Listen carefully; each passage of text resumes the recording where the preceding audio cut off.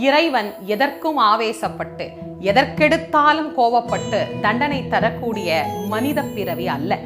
இறைவன் என்று நாம் அவரை சொல்லுவதற்கு காரணம் என்ன?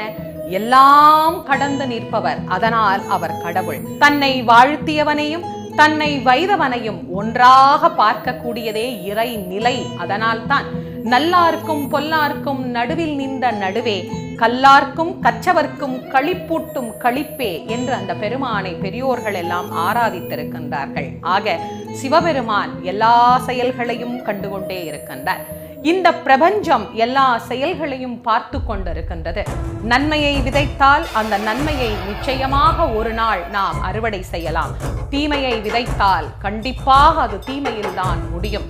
இன்னொருவர் மனம் நோக நடக்கக்கூடாது என்பதை மனிதத்துவமாக நாம் பார்க்க வேண்டும் என்பதை எல்லோருக்கும் என்னுடைய வேண்டுகோளாக நான் வைத்துக் கொள்கின்றேன்.